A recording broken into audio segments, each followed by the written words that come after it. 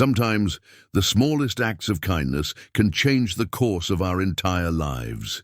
For Marcus Peterson, that moment came on a rain-soaked Tuesday evening at Wilson Manufacturing. After 16 years of keeping the assembly lines running, he was looking forward to clocking out when he heard the crash. Instead of walking away, he rushed to help, finding a critically injured woman in the parking lot.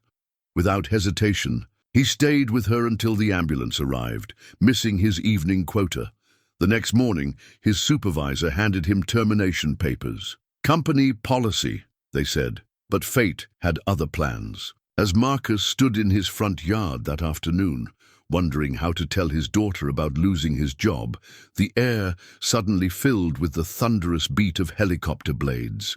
What he didn't know then was that the stranger he'd helped wasn't just another accident victim. Could this be the moment that transforms a simple act of compassion into an extraordinary adventure? Before we jump back in, tell us where you're tuning in from. And if this story touches you, make sure you're subscribed, because tomorrow I've saved something extra special for you. The morning sun hadn't yet touched the frost-covered windows of Marcus Peterson's modest two-bedroom home when his alarm chirped to life. His weathered hands found the familiar shape of the clock in the dark, 5:15 a.m., just like every other workday for the past 16 years. The house creaked with familiar sounds as he made his way to the kitchen, careful not to wake Sarah sleeping down the hall. On the refrigerator, held by a magnet from Sarah's science fair victory last spring, was the photograph he looked at every morning. Margaret's smile still radiated warmth from behind the glass, her arms wrapped around a 12-year-old Sarah at their last family vacation to the coast. 3 years had passed since cancer took her, but some mornings Marcus could still smell her coffee brewing. He pulled his thermal lunch bag from the fridge, leftovers from last night's shepherd's pie, Margaret's recipe, and checked Sarah's schedule pinned beside it. Robotics Club meeting, 4:30 p.m., was written in her precise handwriting. His daughter had inherited her mother's sharp mind and his own fascination with machines. The thought brought a smile to his tired face. The drive to Wilson Manufacturing took exactly 23 minutes in his aging Corolla, the same car he and Margaret had bought when Sarah was born. The facility's familiar silhouette emerged through the morning mist, its smokestacks drawing dark lines against the purple dawn. Marcus badged in at 6:02 a.m., nodding to Jerry at security. "Morning, Pete," Jerry called out, using the nickname that had stuck since his first day. "Line 3's been acting up again. Thompson's crew couldn't sort it last night." Marcus nodded, already mentally reviewing the line's maintenance history. "I'll take a look first thing." The factory floor hummed with the symphony he knew by heart, the rhythmic clank of the assembly line, the whir of hydraulics, the steady pulse of machines that had become extensions of his hands over the years. He'd started as a basic maintenance tech and worked his way up to senior system specialist, though the fancy title didn't change the grease under his fingernails. At his workstation, Marcus found the maintenance logs from the night shift. Thompson's team had tried 3 different fixes for line 3, but the alignment was still off by 2 millimeters, enough to throw the whole production schedule behind. Marcus grabbed his tools and headed over, his steps automatic on the painted safety. Lines he'd helped refresh every year. "Pete, thank God you're here," called Maria from quality control. "We're already 40 units behind." "Morning, Maria. Give me 30 minutes. He could feel the problem before he saw it, a subtle vibration in the conveyor that shouldn't be there. Kneeling beside the line, Marcus placed his hand on the housing and closed his eyes.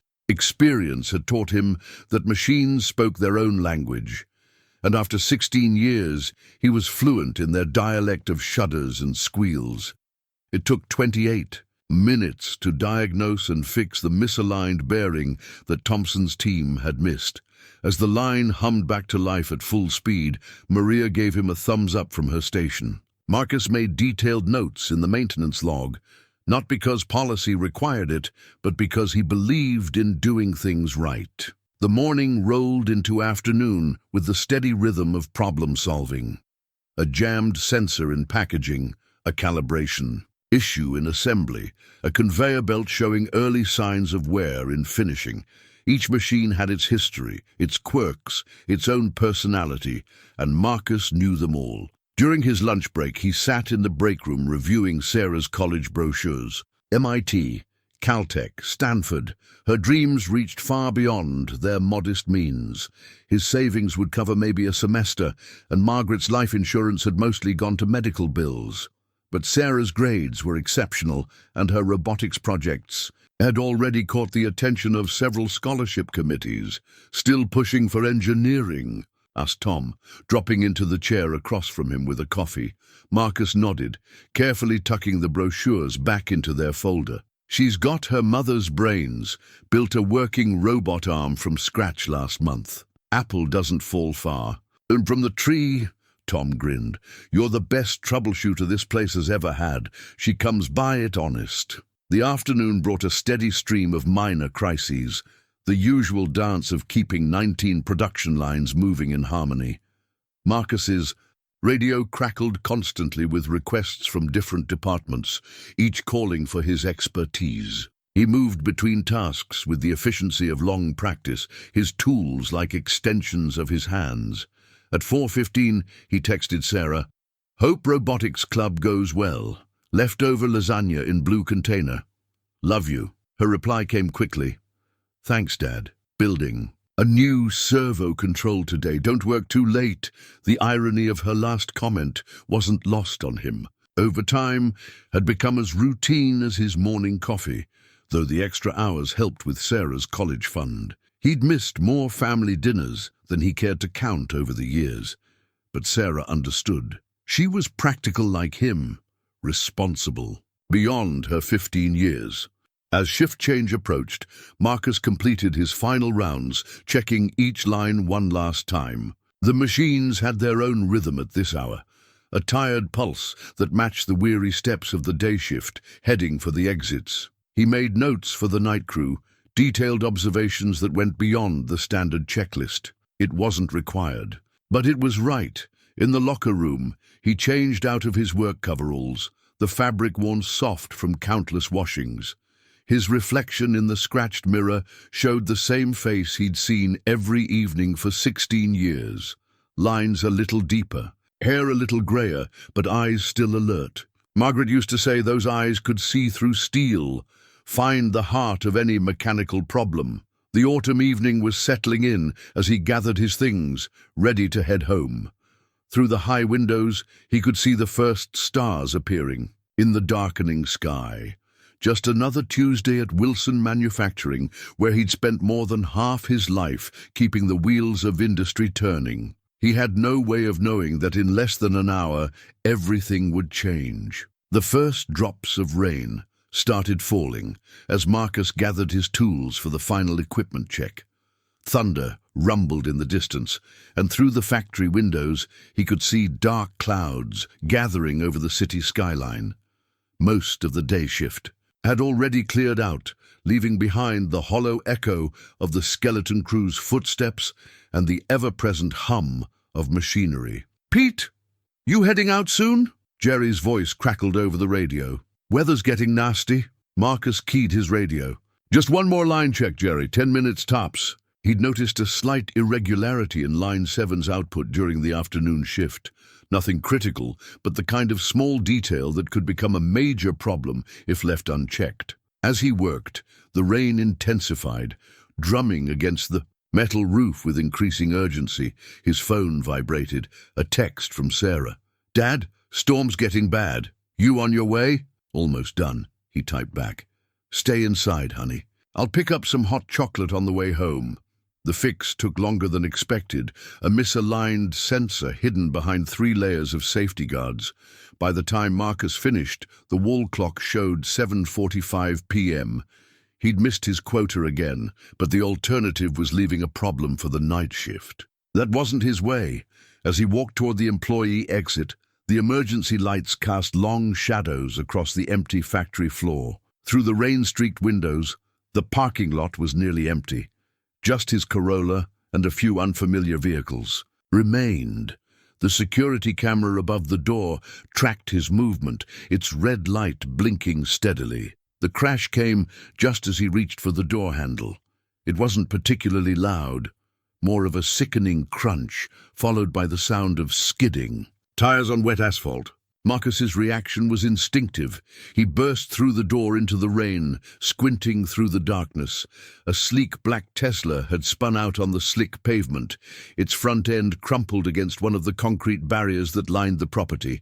Steam rose from the hood, mixing with the rain in ghostly swirls. The driver's side airbag had deployed, and through the spider-webbed windshield, Marcus could see a figure slumped over the steering wheel. He sprinted across the lot, rain soaking through his jacket. The door was jammed, but the window had shattered. On impact, the interior light revealed a woman in business attire, unconscious, a thin line of blood trailing from her temple. Her phone lay shattered on the passenger seat, its screen flickering weakly. "Jerry," Marcus shouted into his radio. "Call an ambulance.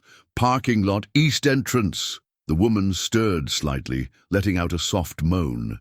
Marcus reached through the window, carefully supporting her neck. "Don't move, ma'am! Help is coming!" Her eyes fluttered open briefly, revealing irises so dark they seemed black in the dim light. "My phone," she whispered. "Need to call." "Stay still," Marcus insisted, his voice firm but gentle. "I've got you." Rain poured down his back as he maintained his awkward position, one arm through the window, supporting the woman's head and neck. He could smell gasoline mixing with the sharp ozone of the storm. In the distance, sirens began to wail. "Pete!" Jerry's voice carried through the rain. "Ambulance is 3 minutes out." The woman drifted in and out of consciousness, occasionally mumbling what sounded like names or numbers. Marcus kept talking to her, using the same soothing tone he'd used when Sarah had nightmares after Margaret passed. "You're going to be fine," he assured her. "Just stay with me. What's your name?" Her lips moved, but the words were lost in a rumble of thunder. A flash of lightning illuminated the parking lot, reflecting off the Tesla's polished surface and the woman's elegant watch, the kind of timepiece that probably cost more than Marcus made in a year. The ambulance arrived in a blur of flashing lights and urgent voices. As the paramedics worked to extract the woman from the wreckage, Marcus stepped back, suddenly aware of how thoroughly soaked he was. One of the paramedics grabbed the broken phone from the passenger seat, tucking it into a clear evidence bag. "Sir," a young paramedic touched his arm, "did you witness the accident?" Marcus shook his head. "Heard it from inside. She was unconscious when I got here, but responsive intermittently. Complained about her phone, wanted to make a call. The paramedics efficiently transferred the woman to a stretcher. In the harsh glare of the emergency lights, Marcus could see her more clearly. Asian features, probably in her early 40s, wearing what looked like a tailored suit beneath the foil emergency blanket. "You probably saved her life," the paramedic said, scribbling notes. "Keeping her still like that, with neck injuries, movement can—" "I know," Marcus interrupted softly, remembering similar conversations during Margaret's illness. "Which hospital are you taking her to?" "County General. You'll need to give a statement to the police." Marcus nodded, watching as they loaded the stretcher into the ambulance. The woman's eyes opened once more, finding his face in the chaos. For a moment, their gazes locked, and something passed between them. A connection, a recognition of sorts. Then the ambulance doors closed, and she was gone. The police interview was brief. Marcus described what he'd heard and seen, provided his contact information, and declined their offer to drive him home. By the time he finally got into his Corolla, it was well past 9 p.m. His evening quota would be significantly short, but as he watched the ambulance's taillights disappear into the rain, he couldn't bring himself to care. At a red light, he texted, "Sarah, sorry, honey, emergency at work, almost home. Save me some dinner?" Her reply was immediate. "Everything okay? Made grilled cheese? Still warm?" Marcus smiled despite his exhaustion. His daughter, always taking care of him, just like her mother would have. The rain had settled into a gentle drizzle by the time he pulled into his driveway. Through the living room window, He could see Sarah curled up on the couch with her robotics textbook waiting up for him despite his late return. As he cut the engine, Marcus had no idea that this rain-soaked Tuesday evening had set in motion events that would transform their lives forever. In his pocket, drops of water slowly seeped into the business card he'd found on the ground near. The accident, a small white rectangle bearing only a name and a simple logo. Catherine Chen, CEO, Global Innovation Corp.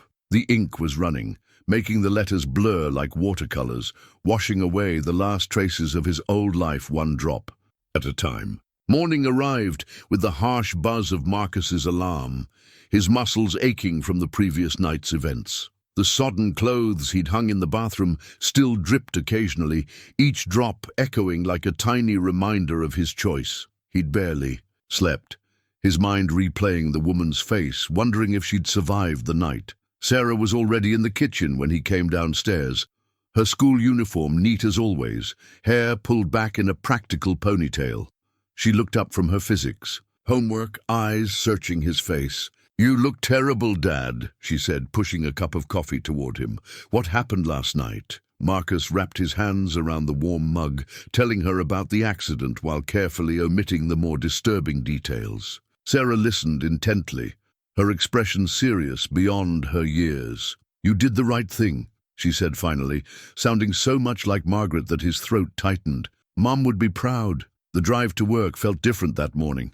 Every puddle, every wet patch of asphalt seemed to hold the memory of the previous night. Marcus parked in his usual spot, noting the absence of any evidence of the accident, no broken glass, no skid marks. Only the slightly bent concrete barrier remained as proof it hadn't been a dream. Jerry wasn't at his usual post. Instead, a younger guard Marcus didn't recognize checked his badge with unnecessary scrutiny. The factory floor felt hostile somehow, the familiar hum of machinery carrying an undertone of warning. "Peterson!" The sharp voice of Howard Mills. The floor manager cut through the morning noise. "My office now!"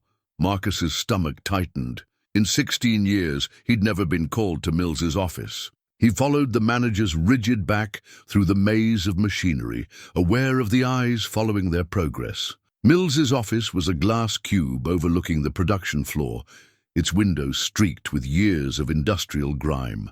A young woman, in a crisp HR uniform, sat in one of the visitors' chairs, a folder laid precisely on her lap. The nameplate on her desk identified her as Rebecca Torres, Human Resources Coordinator. "Sit down, Peterson." Mills gestured to the remaining chair. Not meeting Marcus's eyes, Rebecca Torres opened her folder with practiced efficiency. "Mr. Peterson, we're here to discuss your performance yesterday evening." Marcus's mind raced. The accident, the missed quota, the overtime he hadn't logged, it all tumbled together in his thoughts. "According to our records," she continued, her voice clinically detached, "you failed to complete your assigned maintenance quota for the evening shift. This marks your third such occurrence this quarter." "There was an accident," Marcus began, but Mills cut him off. "We're aware of the incident in the parking lot. However, company policy clearly states that emergency response is the responsibility of security personnel. By leaving your post without authorization, you created a potential liability issue for Wilson Manufacturing." Marcus stared at them, disbelief rising like bile in his throat. Someone was hurt. She could have died. "The fact remains," Rebecca continued, sliding a document across the desk, "that your actions, while well-intentioned, violated multiple company protocols, combined with your recent performance issues." The document was headed Notice of Termination. Marcus's eyes caught phrases floating in the sea of legal text. Failure to meet performance standards, unauthorized abandonment of post, violation of safety protocols. "This is effective immediately," Mills said, still not meeting Marcus's gaze.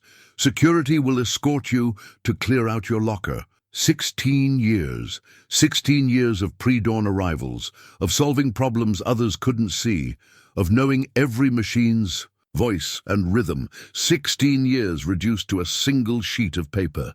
"My daughter," Marcus heard himself say, his voice surprisingly steady.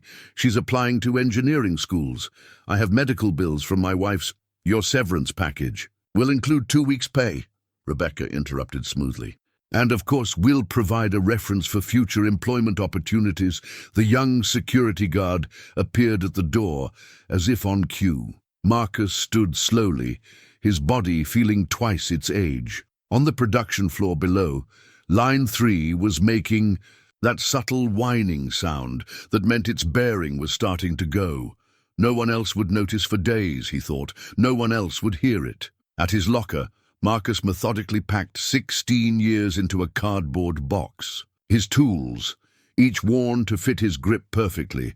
The spare work shirt Margaret had embroidered with Pete years ago. The family photo taped inside the door, its corners curled with age.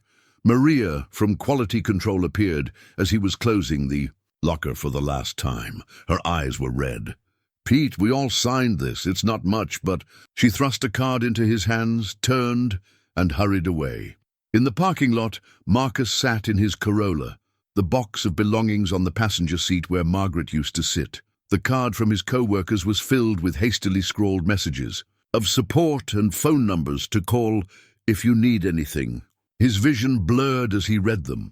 The termination notice lay on top of his box, its official letterhead stark and unforgiving. Marcus picked it up, reading it again slowly, as if searching for some hidden meaning between the lines of corporate jargon. Each word felt like another brick in the wall between him and the future he'd planned for Sarah. His phone buzzed, a text from his daughter. "Engineering club got moved to tomorrow. Want me to make dinner tonight?" Marcus stared at the message, his throat tight. How would he tell her? How could he explain that doing the right thing had cost them everything they'd worked for? The morning sun caught the edge of the bent concrete barrier where the Tesla had crashed, making it gleam like a silver scar against the grey concrete. Somewhere, the woman he'd helped was hopefully recovering in a hospital bed, unaware that her life had intersected with his in a way that had shattered his world. As Marcus finally started his car, a distant sound made him look up. Something that might have been helicopter blades, or might have been just another machine saying goodbye in its own way. Either way, it marked the end of one chapter of his life, though he didn't yet know it was also the beginning of another. Marcus spent the afternoon in his small backyard, sitting in the faded lawn chair where he used to watch Margaret tend her garden. The termination notice lay crumpled in his pocket, its edges worn soft from the countless times he'd unfolded and reread it, as if repetition might somehow change its contents. He'd practiced different ways to tell Sarah, rehearsing speeches that all seemed inadequate. How do you tell your 15-year-old that her college dreams might have to be deferred? That doing the right thing sometimes came with devastating consequences? The garden Margaret had loved so much was overgrown now, wild roses tangling with persistent weeds.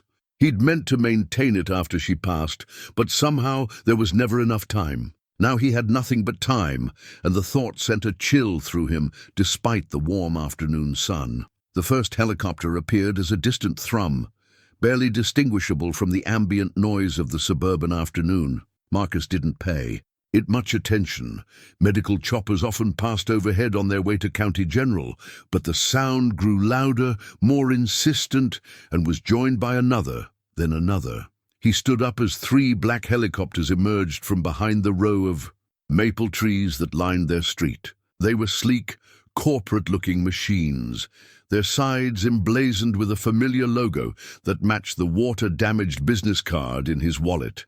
Global Innovation Corp. The machines moved with military precision, forming a triangle pattern as they descended toward his modest property.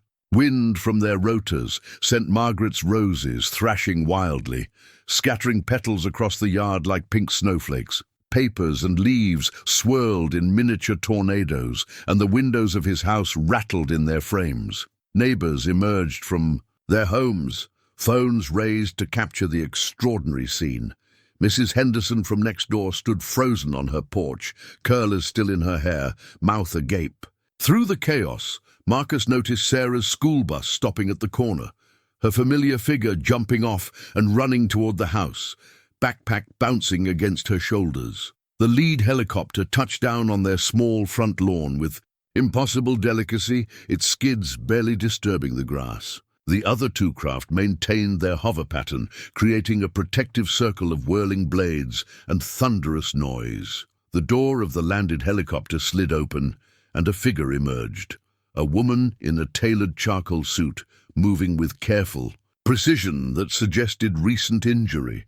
Her dark hair was pulled back in an elegant knot, revealing a small bandage at her temple. Marcus recognized her immediately, though she looked considerably more composed than when he'd last seen her unconscious in the crashed Tesla. Catherine Chen carried herself with the unmistakable authority of someone accustomed to commanding rooms, or, in this case, airspace.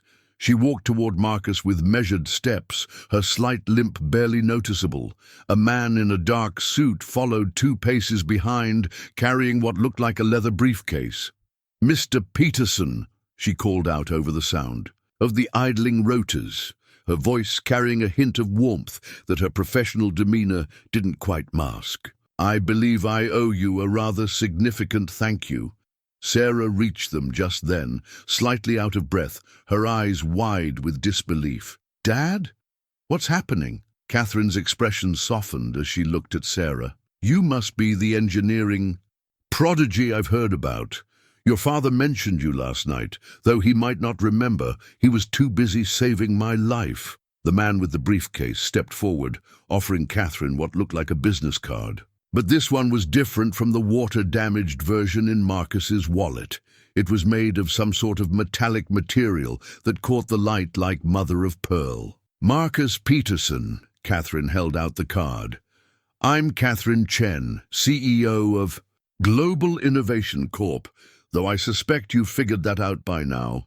She gestured at the helicopters with a slight smile. "I apologize for the dramatic entrance, but when I learned this morning what happened to your job, well, let's just say I believe in addressing injustice promptly." Marcus took the card automatically, feeling its unusual weight. The surface seemed to shift colors as it moved, revealing different contact information depending on the angle. "I don't understand," he said, though part of him was beginning to. "You spent 16 years maintaining machines, Mr. Peterson, reading their languages, solving their problems, keeping the wheels of industry turning." Catherine's dark eyes held his. "But more importantly, when faced with a choice between meeting a quota and saving a stranger's life, you chose compassion. That's not just admirable, it's exactly the kind of person I've been looking for." The man with the briefcase stepped forward again, opening it to reveal a tablet and what looked like employment documents. "Miss Chen would like to offer you a position," he said smoothly, "Chief of Global Outreach for the Humanitarian Division of Global Innovation Corp." Sarah gasped beside him. Marcus felt her hand slip into his, squeezing with excitement. "The job comes with full relocation assistance, comprehensive health coverage, and—" Catherine glanced at Sarah with a knowing smile. "A rather generous education package for dependents. Métis is lovely in the fall, I hear." The world seemed to tilt slightly on its axis. Marcus looked down at the iridescent business card in his hand, then at his daughter's hopeful face, then at the woman whose life he'd saved standing in his overgrown garden with 3 helicopters creating a windstorm around them. "Why me?" he managed to ask. Catherine's expression grew serious. "Because in 16 years at Wilson Manufacturing, you filed over 3,000 maintenance reports. I had my team, pulled them all last night. Every single one showed not just technical expertise, but genuine care for the machines, for your co-workers, for doing things right. You see problems others miss, you understand complex systems, and most importantly, you have the heart to match your skills." She paused, touching the bandage on her temple lightly. "And because I believe everything happens for a reason, Mr. Peterson. Even rainy Tuesday nights in parking lots." The sound of the helicopters seemed to fade into the background as Marcus felt the weight of the moment settle around him. In Margaret's garden, a single perfect rose petal landed on the metallic business card in his hand, past and future meeting in a moment that felt both impossible and somehow inevitable. So, Catherine. Chen held out her hand. Shall we discuss your future? The Global Innovation Corp headquarters rose from the morning mist like something from a science fiction novel, its glass and steel frame reflecting the sunrise in sheets of rose gold. Marcus stood in the vast lobby, Sarah beside him, both still, adjusting to the whirlwind of the past 24 hours. His new employee badge, a sophisticated piece of technology that seemed to pulse with a subtle blue light, felt foreign against his chest where his old Wilson manufacturing ID had rested for so many years. "Ready, Mr. Peterson?" Catherine Chen's assistant, David, appeared silently beside them. Like everything else about global innovation, he seemed to operate on a different level of efficiency than the world Marcus had known. "Ms. Chen is waiting in the Innovation Hub." The elevator ride was smooth and silent, climbing 50 floors without so much as a whisper. Sarah pressed her face against the glass wall, watching the city shrink beneath them. "Dad," she whispered. "Pinch me." The Innovation Hub occupied the entire 51st floor, a space that defied Marcus's understanding of what an office could be. Workstations that looked more like artwork than computers were scattered throughout the open floor plan. Holograms flickered in various corners, displaying projects in progress. Teams of people from every corner of the world collaborated in glass-walled meeting rooms, their conversations held in a dozen different languages. Catherine Chen stood at a circular console in the center of it all, her suit as impeccable as the day before, though she'd removed the bandage from her temple. The injury was barely visible now, a small reminder of the accident that had changed everything. "Welcome to your new home," she smiled, gesturing to the space around them. "I hope it's not too overwhelming."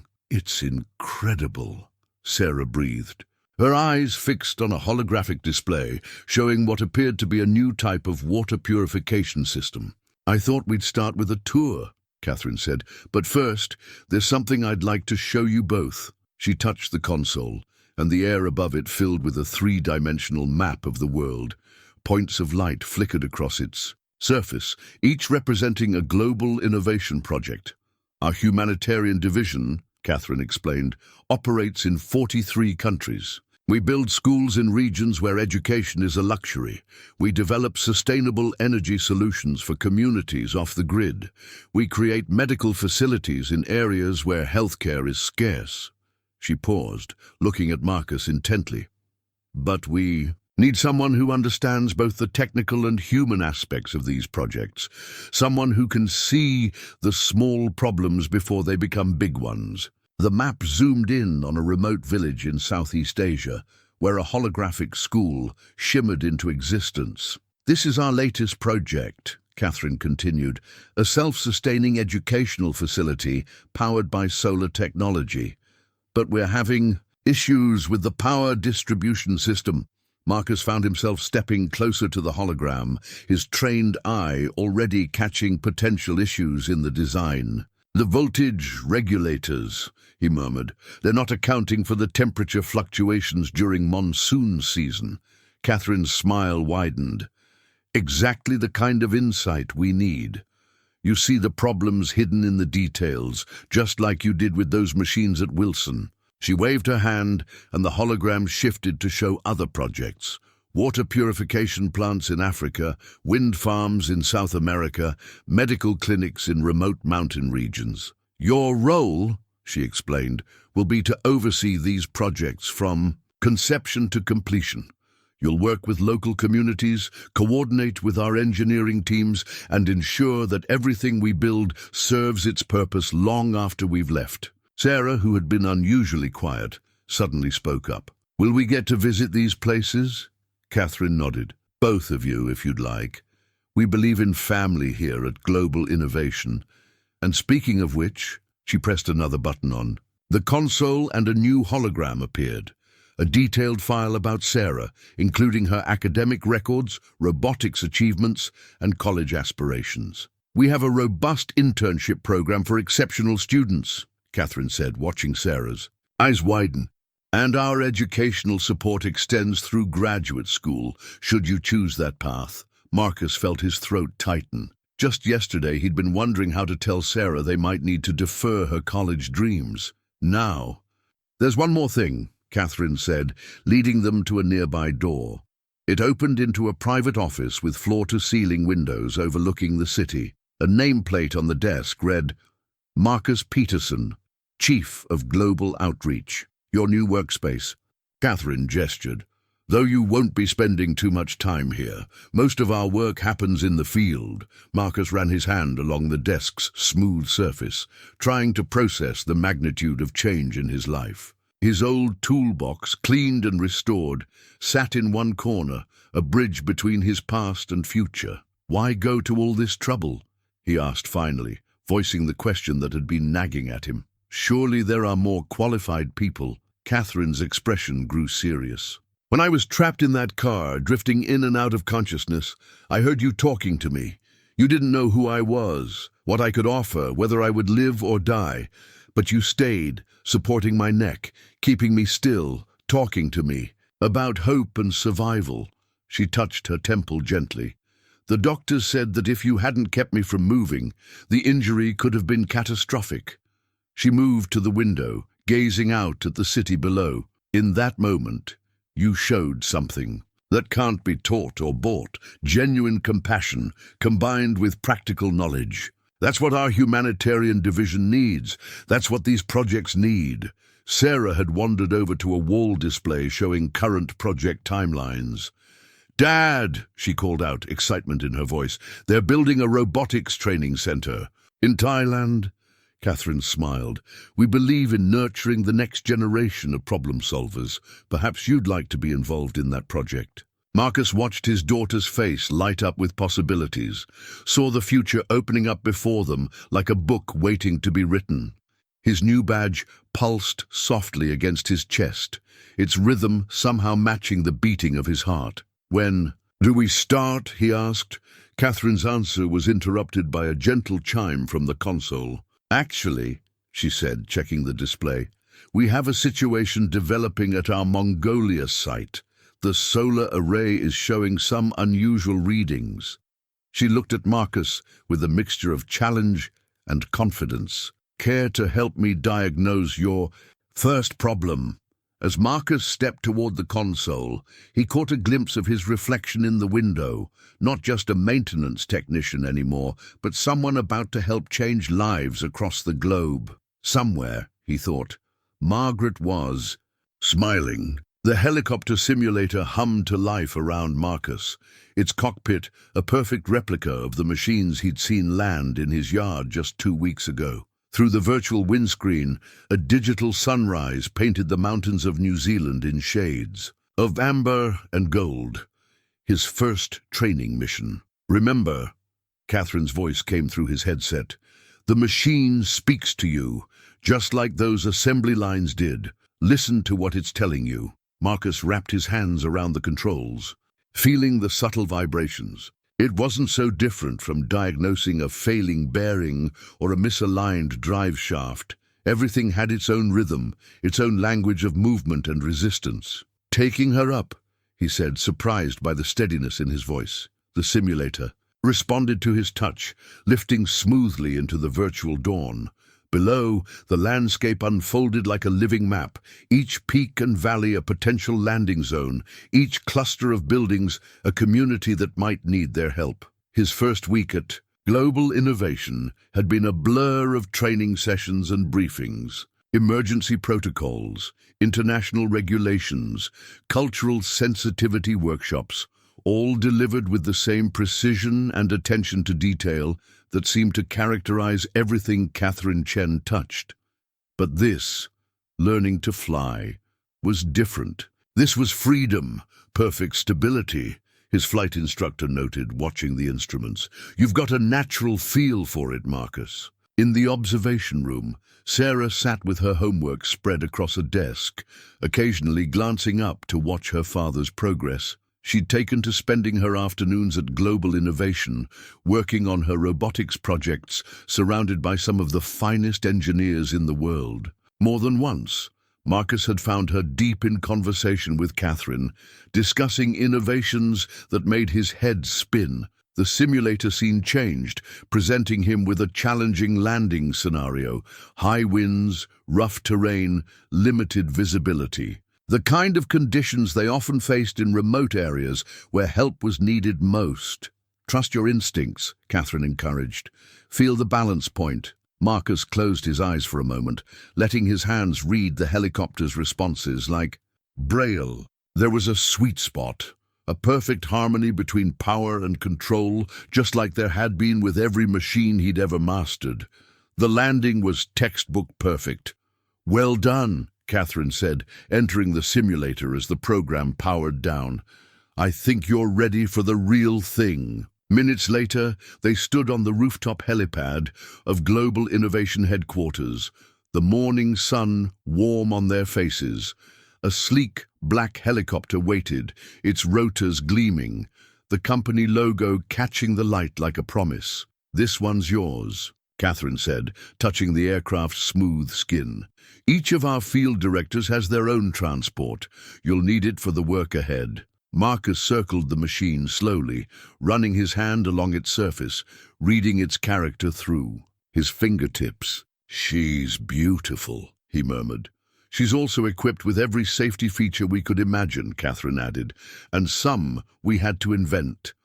The autopilot system alone took 3 years to perfect." They lifted off into the clear morning sky, the city shrinking beneath them as Marcus guided the helicopter with growing confidence. Catherine sat beside him in the co-pilot seat, occasionally offering quiet guidance, but mostly letting him find his own rhythm with the controls. "How does it compare to the simulator?" she asked as they banked smoothly over the coastline.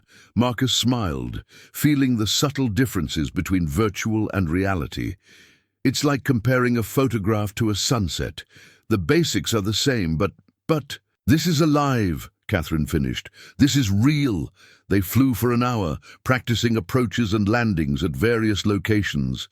Each touchdown was smoother than the last, each maneuver more natural. By the time they returned to the helipad, Marcus felt like he'd been flying all his life. Sarah was waiting for them, bouncing with excitement. "Dad, that was amazing. I watched the whole thing on the tracking system. When can I learn?" Catherine laughed. "Let's get your father fully certified first. But speaking of learning," she pulled out her tablet, showing Sarah a complex schematic. "What do you make of this?" "It's for the robotics center in Thailand." As Sarah dove into the technical details, Marcus stood back, watching his daughter and his new mentor discuss servo motors and artificial intelligence. 2 weeks ago, he'd been worried about making rent. Now he was learning to fly helicopters and watching Sarah's dreams take flight alongside his own. That evening, as they prepared to head home, Catherine handed Marcus a small leather folder. Inside was his pilot's license, provisional but real. Another step away from the life he'd known, another door opening to the future. "Tomorrow," Catherine said, "we'll start your field training. There's a small village in Nepal that needs a solar power installation. Think you're ready to make a difference?" Marcus looked at the license in his hands, then at his daughter's glowing face, and finally at the woman who had transformed their lives with a mix of helicopter dramatics and quiet wisdom. "I was born ready," he said, and for the first time since Margaret's passing, he felt truly, completely alive. Later that night, as Marcus sat in his study reviewing flight manuals, he found a note Sarah had slipped into his briefcase. In her precise handwriting, it read, "Mom would be so proud of you, Dad. You're not just fixing machines anymore, you're fixing the world." He touched the pilot's license in his pocket, feeling its weight like a key to a new universe of possibilities. Tomorrow, they would begin their real work.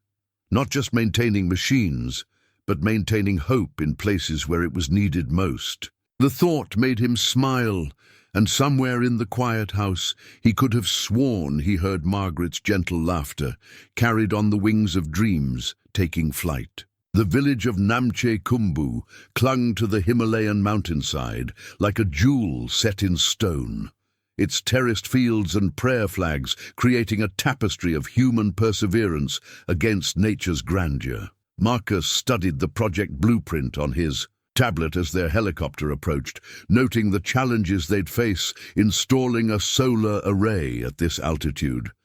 "Remember," Catherine's voice came through his headset, "the technical specs are only half the equation. These people have lived here for generations. We're guests in their home." The landing zone was tight, a narrow plateau that had been cleared specifically for their arrival. Marcus executed the touchdown with precise control, the skills from his intensive training flowing naturally now. Prayer flags fluttered in the rotor wash as village elders approached, their weathered faces bearing welcoming smiles. The local liaison, Pemba Sherpa, stepped forward to greet them. "Welcome to Namche Kumbu," he said, bowing slightly. "The village has been preparing for your arrival." Catherine had chosen this as Marcus's first project with careful consideration. The village needed reliable power for their medical clinic and school, but the installation would test both his technical skills and his ability to work with local communities. The blueprint they'd brought was elegant in its simplicity. A solar array designed to withstand extreme weather conditions, coupled with a sophisticated battery storage system. But as Marcus surveyed the actual site, he immediately spotted challenges that hadn't been apparent in the planning stages. "The angle of the mountain face," he murmured, running his hand along the rough stone. "It's going to affect our maximum collection efficiency." His mind was already calculating adjustments, just as he used to modify machinery specifications at Wilson Manufacturing to match real-world conditions. Pemba watched him with knowing eyes. "The mountain. She does not easily share her space," he said. "But perhaps you can convince her." Over the next few hours, Marcus walked the site with the village council, listening more than talking. He learned about the winter storms that could dump meters of snow in a single night, about the spring winds that howled through the valleys, about the youngsters who had to study by candlelight because the generator fuel was too precious to waste. That evening, sitting cross-legged in the community hall, sharing butter tea and traditional flatbread, Marcus pulled out his tablet and began modifying the original plans. His fingers flew over the screen, incorporating everything he'd learned from the villagers into the design. "What are you thinking?" Catherine asked, watching him work. "We need to adapt the mounting system," Marcus explained, showing her his modifications. "See how I've adjusted the angle? It'll shed snow automatically, and these reinforced struts will better handle the wind loads. Plus, I've redesigned the maintenance access points based on local construction techniques. They'll be able to service it themselves, using tools they're already familiar with." Catherine studied the new design, a smile playing at her corners of her mouth. "This is exactly why I chose you, Marcus. You don't just see problems, you see solutions that work for the people who'll be living with them." The next few days were a blur of activity. Marcus worked alongside the villagers, teaching as much as he built. He showed them how the system worked, not just the what, but the why of each component. Young people from the village shadowed him, asking questions that reminded him of Sarah's curiosity.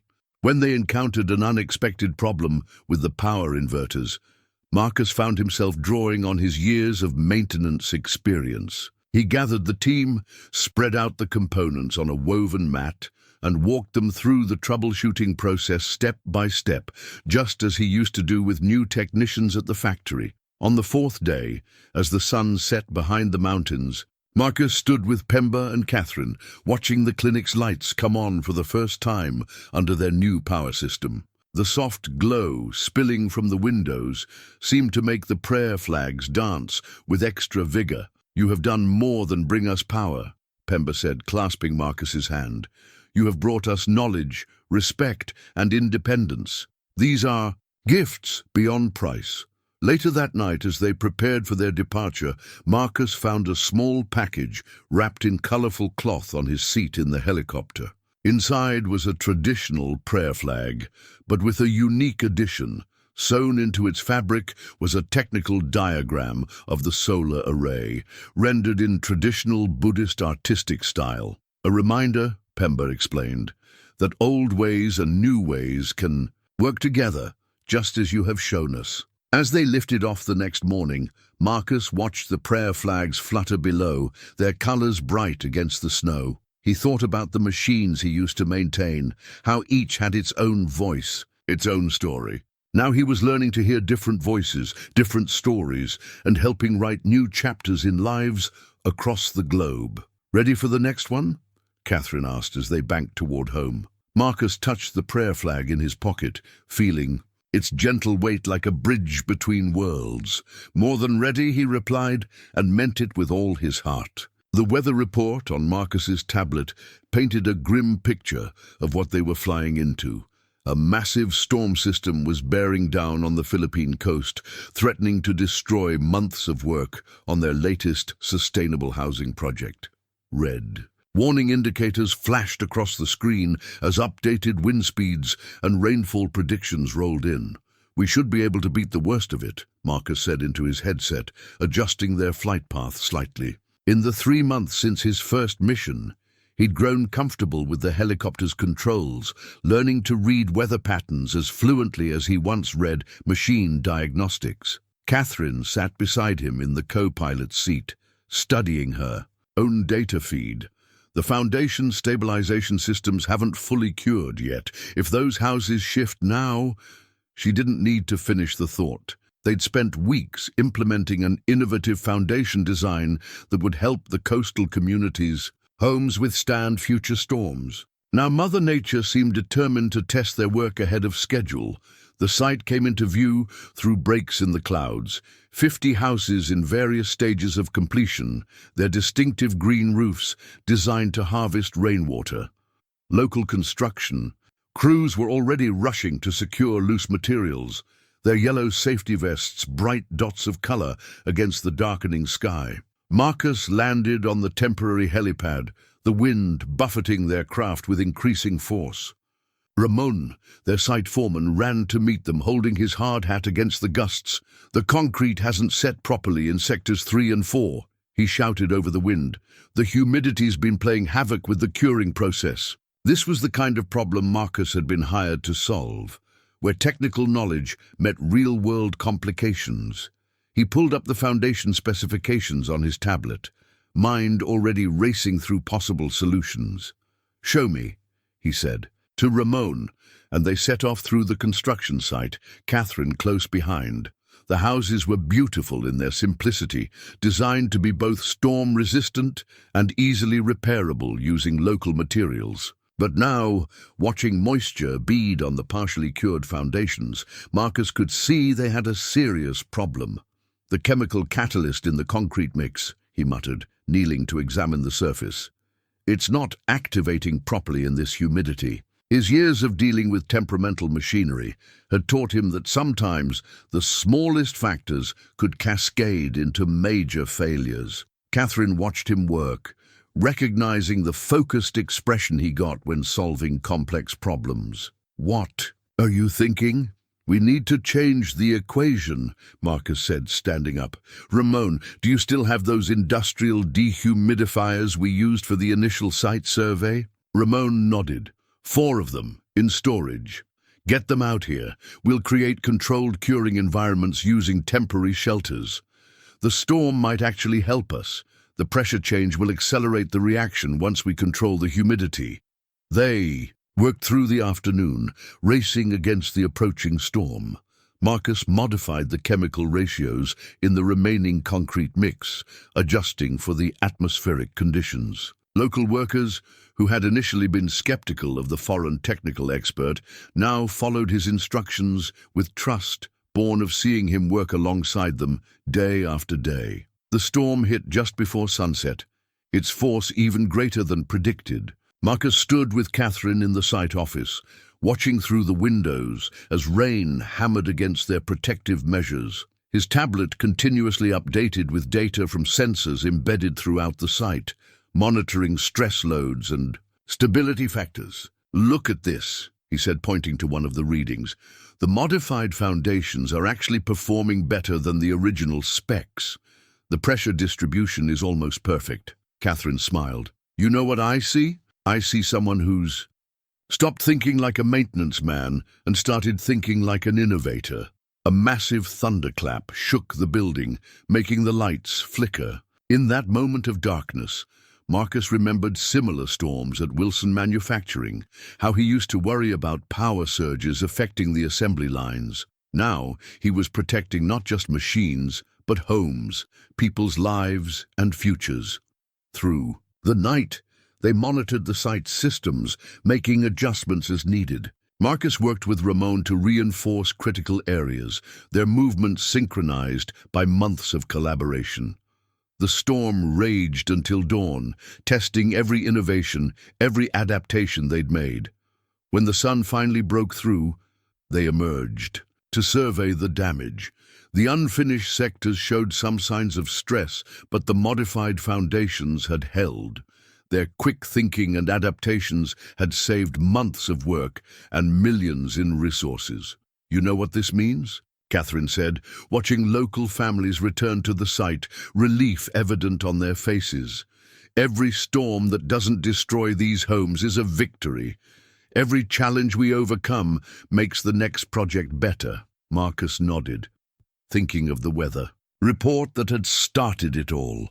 In his pocket, he still carried the prayer flag from Nepal, a reminder that every problem had a solution if you were willing to learn, adapt, and respect both the old ways and the new. "We should document these modifications," he said, already making notes on his tablet. "Update the standard procedures for high-humidity environments." Catherine watched him work, seeing not just the technical expert she'd hired, but a man who had found his true calling. "You're not just fixing problems anymore, Marcus. You're preventing them." That's what leadership looks like. As if in response, his tablet chimed with a new alert. Another potential storm system forming in the Pacific, but this time they would be ready. This time they knew exactly what to do. The newspaper landed on Marcus's desk with a soft thud, its headline stark against the morning light.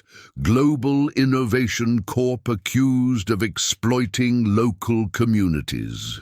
Catherine stood by the window of his office, her usual composure showing slight. "Cracks of concern. Nexus Development," she said, naming their largest competitor. "They're claiming our sustainable housing project in the Philippines is displacing local businesses, that we're using humanitarian aid as a cover for corporate expansion." Marcus picked up the paper, scanning the article. The accusations were cleverly crafted half-truths, taking their success and twisting it into something sinister. His eyes caught on a quote from a local source, claiming they were forcing traditional builders out of work. "This is nonsense," he said, thinking of Ramon and his crew, of the skills training programs they'd implemented, of the local businesses they'd partnered with. "We've documented everything, every contract, every partnership. It's not about truth," Catherine interrupted softly. "It's about perception. Nexus wants the Malaysian government contract, and they're using this to undermine our credibility. The Malaysian project was massive, a series of self-sustaining communities that would transform the region's infrastructure. Global Innovation had spent months preparing their proposal, with Marcus's innovative designs for local resource integration at its heart." His tablet chimed with incoming messages, partners seeking reassurance, team members sharing links to more negative press. The story was spreading, gaining momentum in the echo chamber of social media. "We need to respond," Marcus said, already pulling up their project documentation. "Show them the reality." Catherine nodded, but her expression remained troubled. "The board is meeting this afternoon. They're concerned about the impact on our reputation." Marcus thought of Sarah, who had proudly presented their Philippine project at her school's International Relations Forum just last week. He thought of the families moving into homes designed to withstand nature's worst, of children studying under reliable power for the first time. "Then let's give them something to be proud of instead," he said, standing up. "Call Ramon. Get me a live feed from the site. It's time these accusations met reality." The board meeting was tense, faces on the video wall showing varying degrees of concern. Marcus stood beside Catherine, his tablet connected to the main display, Ramon's team ready on standby. "Members of the board," he began, his voice steady, "I'd like to show you what exploitation really looks like." The screen split to show live feeds from their Philippine site. Ramon's face appeared, along with dozens of local workers and business owners. One by one they spoke about the skills they'd learned, the businesses they'd started, the opportunities they'd created. "Our concrete mixing plant," Ramon said, turning his camera to show a modern facility, "was a partnership with 3 local construction companies. We've secured contracts beyond Global Innovations projects. We're competing for regional development work now." Marcus advanced through his presentation, showing employment statistics, local business growth, and sustainability metrics. "We don't displace communities," he said firmly. "We help them build their own future." The board members' expressions began to shift from concern to understanding. When Marcus finished, there was a moment of silence before the chairwoman spoke. "Mr. Peterson," she said, "how quickly can you replicate these results in Malaysia?" Catherine's smile was barely visible, but Marcus caught it. "We've already begun coordination with local businesses there," he replied. "Our proposal includes partnership structures based on our success in the Philippines." Later that evening, as they watched Ramon's team sending out their own press release, written entirely by the local business coalition, Catherine handed Marcus a folder. "What's this?" he asked, opening it to find a formal letter. "Nexus Development's internal memo," she said. "One of their own executive board members sent it to us. Apparently not everyone agrees with their tactics. They're withdrawing their bid for Malaysia." Marcus studied the letter, thinking about how far they'd come from that rainy night in the parking lot. "You know what this means," he said. "We're not just building houses anymore. We're building trust." Catherine nodded, looking out at the city lights below. "That's always been the real foundation of what we do." Speaking of which, she handed him another document. "The Malaysian government moved up their timeline. They want us to start next month." Marcus smiled, already thinking of the possibilities, the lives they could change. His tablet chimed again, but this time it was Sarah, sending a simple message that meant everything. "Saw the news, Dad. You showed them what really matters." The newspaper still lay on his desk, its accusations now seeming small against the reality of their work. Marcus picked it up, not to dwell on its claims, but to remind himself that every challenge was an opportunity to prove the power of compassion and competence working hand in hand. The old journal lay open on Catherine's desk, its leather cover worn smooth by years of handling. Marcus had never seen it before, though he'd been in her office countless times over the past 6 months. Today was different. Today, Catherine Chen was finally sharing her story. "I found this while cleaning out my apartment," she said, touching the journal's pages with unusual gentleness. "I started writing it 20 years ago, when I was living in a shelter in San Francisco." Marcus sat quietly, sensing the weight of the moment. Outside the floor-to-ceiling windows, the city glowed in the evening light, but Catherine's eyes were focused on the past. "My parents lost everything in the Asian financial crisis," she continued. "We immigrated with 2 suitcases and dreams of the American dream. Instead, we found ourselves in a homeless shelter, my father working 3 jobs, my mother cleaning houses." She turned a page, revealing neat columns of calculations and sketches. "I used to sit in the shelter's common room designing things better. Heating systems, more efficient food distribution methods, ways to give people privacy in crowded spaces. The shelter manager caught me one day. Instead of telling me to stop wasting paper, she bought me more notebooks." Marcus thought of Sarah, of her endless drawings and calculations, of the dreams that had seemed impossible just months ago. "You were already an engineer," he said softly. Catherine smiled. "I was a scared teenager who thought she could fix the world with math and determination." She paused, running her finger along a diagram. "Sound familiar?" The parallel with Sarah wasn't subtle. Marcus had seen the growing mentorship between them, had watched his daughter flourish under Catherine's guidance. Now he understood why. "What happened next?" he asked. "Mrs. Rodriguez, the shelter manager, she helped me apply for scholarships, got me into a STEM program for underprivileged students." Catherine's voice carried a warmth reserved for precious memories. "When I founded Global Innovation, she was my first call. Asked her to help me design programs that would actually work for people in crisis." She turned to another page, showing a young Catherine with an elderly woman, both smiling at the camera. "Mrs. Rodriguez passed away last year, but every project we do, every life we change, it's built on the foundation she helped me create." Marcus thought of his own journey, of the twist of fate that had brought him from a factory floor to flying helicopters into remote villages. "Is that why you stopped that night? In the rain?" Catherine closed the journal carefully. "I was tired. Working late again, thinking about quarterly reports instead of watching the road." She touched her temple, where the scar had faded to almost nothing. "When I woke up in that car, trapped, in pain, I heard your voice. You kept talking about hope, about holding on, just like Mrs. Rodriguez used to talk to me during my darkest nights in the shelter." She stood, walking to the window. "When I learned you'd been fired for helping me, I had to. No more.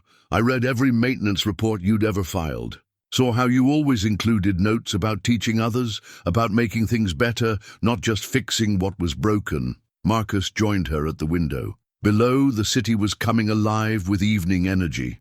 Millions of stories playing out in pools, of light and shadow. "I saw myself in Sarah the moment I met her," Catherine admitted. "That same fire, that need to understand how things work, how to make them better. But I saw Mrs. Rodriguez in you, Marcus. Someone who helps without asking what they'll get in return." She picked up the journal again, its pages containing the blueprint of her journey from shelter to success. "I've never shown this to anyone else, but I think it's time Sarah saw it. Time she understood that success isn't about where you start. It's about who helps you along the way." Marcus thought of Margaret, of how she would have loved to see their daughter soaring toward her dreams. "She'd like that," he said. "Sarah's been asking questions about you, you know, about your path." Catherine smiled, a plan already forming. In her eyes, then perhaps it's time for a proper mentorship program at Global Innovation, starting with one very promising young engineer. As if on cue, Marcus's phone lit up with a text from Sarah. "Dad, just finished the preliminary designs for the water filtration system. Catherine's going to love this." The journal sat between them on the desk, a bridge between past and future, between struggles and success. In its pages, Marcus could see the echoes of his own story, of Sarah's journey, of all the lives they were working to change. "You know," Catherine said, "sometimes I think that accident was fate's way of bringing the right people together at the right time." Marcus nodded, thinking of rain-soaked nights and healing scars, of prayers flags in Nepal and storms in the Philippines, of all the paths that had led them here. "Maybe it's time to write a new chapter," he said. Catherine's smile held both understanding and promise. "I think we already are." The emergency protocol document flashed red on every screen in Global Innovation's command center. Marcus studied the satellite imagery with growing concern. The earthquake that had just hit rural Indonesia had taken everyone by surprise, including the geological monitoring stations. "Status report," Catherine called out, striding into the room. She'd been in Tokyo when the alert came in, but had immediately rerouted her flight. 7.2 magnitude, epicenter 15 kilometers from our Sulawesi educational complex," Marcus responded, his voice steady despite the chaos unfolding around them. "The buildings held. Our reinforced foundations worked exactly as designed. But There's a situation developing at the dam above the village. The main screen showed thermal imaging of the hydroelectric dam they'd helped modernize 6 months ago. Hairline cracks were spreading through the concrete like frost on a window, and the reservoir levels were dangerously high from recent rains. "How many people?" Catherine asked, already knowing where this was heading. 800 in the immediate flood path. Our school has another 300 students and staff. Marcus pulled up the emergency evacuation plans they'd developed. Plans he'd hoped they'd never need. "We've got 90 minutes before those cracks become critical." Catherine nodded once, trusting his assessment. In the months since the Philippines project, Marcus had proven himself, not just as an engineer, but as a crisis manager. "What do you need?" "Everything," he said simply, already reaching for his flight helmet. And Sarah's help, his daughter, looked up from her workstation, where she'd been monitoring the structural integrity sensors they'd installed throughout the region. At 15, she was already one of their best analysts for real-time data interpretation. "The drone network," Sarah said, understanding immediately. "We can use them to map the evacuation routes and identify structural threats." Marcus allowed himself a moment of pride despite the crisis. "Upload the control protocols to my tablet. I'm flying out with the first response team." The next hour was a blur of precise chaos. Marcus piloted the lead helicopter while coordinating with local authorities and his engineering team. Sarah's voice in his headset provided constant updates as her drone network built a real-time map of the deteriorating situation. "New crack forming on the western support," she reported. "Rate of spread indicates total failure in 63 minutes. Marcus could see the dam now, its massive face showing the spiderweb patterns of stress. Below, evacuation buses were already moving people to higher ground, following the routes Sarah's drones had identified as safest. "We need more time," he muttered, his mind racing through options. 16 years of keeping assembly lines running had taught him that sometimes the riskiest choice was taking no risk at all. "Catherine," he called over the secure channel, "I'm going to try something. It's either brilliant or insane." "Those are often the same thing," she replied. "What do you need?" "Authorization to implement Protocol 7. There was a pause. Protocol 7 was their emergency measure of last resort, intentionally breaching the dam in a controlled manner to prevent catastrophic failure. It had never been attempted outside simulations. "Dad," Sarah's voice cut in, "the structural analysis supports it. If we can direct the release through the auxiliary spillway." "Do it," Catherine commanded. "I trust both of you." Marcus set the helicopter down on the dam's maintenance platform, the concrete trembling beneath his feet as he ran to the control room. Inside, he found exactly what he'd expected: panels of warning lights and a system waiting for someone with the courage to make an impossible choice. "Sarah, I need those drone feeds," he called out, pulling up the emergency protocols on his tablet. "Show me the stress patterns." His daughter's voice was steady as she talked him through the data, helping him identify the precise points where controlled demolition charges would do the most good. Together, they calculated explosion forces, water pressure, and debris patterns. A father-daughter dance of engineering expertise with hundreds of lives in the balance. "Charges set," Marcus reported, his hands flying over the control panel. "Evacuation zone is clear. Sarah, drones confirm optimal conditions," she replied. "Dad, be careful." Marcus took a deep breath, thinking of another rainy night when a split-second choice had changed everything. "Sometimes," he said softly, "you have to break something to save it." He pressed the detonation sequence. The controlled explosions were perfect, channeling the reservoir's fury through the reinforced spillway. Marcus watched from the helicopter as millions of gallons of water rushed through the artificial channel they'd created, missing the populated areas entirely. Hours later, as emergency teams secured the area and families began returning to their homes, Catherine found Marcus sitting in the school's courtyard, Sarah asleep against his shoulder. "You know what I saw today?"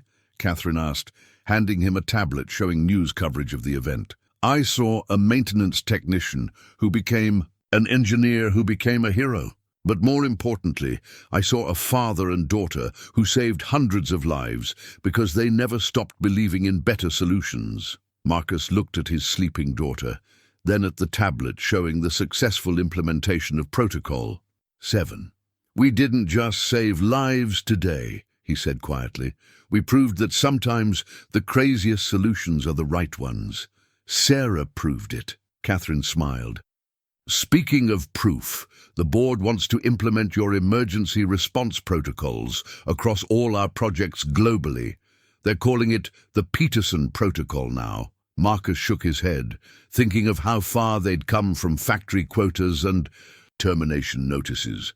"No," he said, "call it the Next Generation Protocol, because that's what it really is, a bridge between experience and innovation, between what we know and what we dare to try." In his pocket, his tablet chimed with another aftershock warning, but this time they were ready.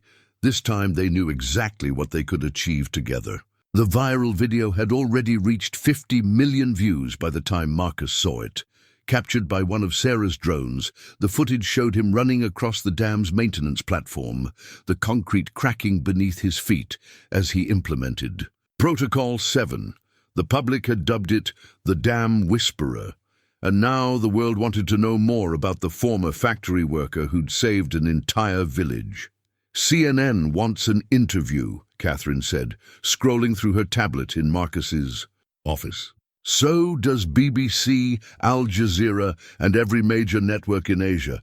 The Peterson Protocol is trending globally." Marcus looked up from his own screen, where he'd been reviewing structural improvement plans for similar dams worldwide. "We need to correct in that name," he said.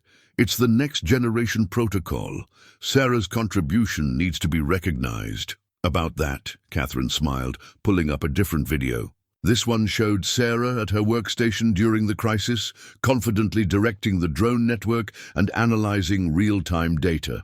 Someone in the command center had captured the moment when she'd identified the optimal points for the controlled breach. This one's gone viral in the STEM education community. MIT's engineering department called this morning. Marcus felt pride and concern battle in his chest. Sarah was still in high school, though her work with global innovation had advanced her practical skills far beyond her years. "She's too young for all this attention," he worried. "Says the man who's being called a hero on 3 continents, Catherine countered gently. "But I understand. That's why I've arranged something special." She handed him an invitation.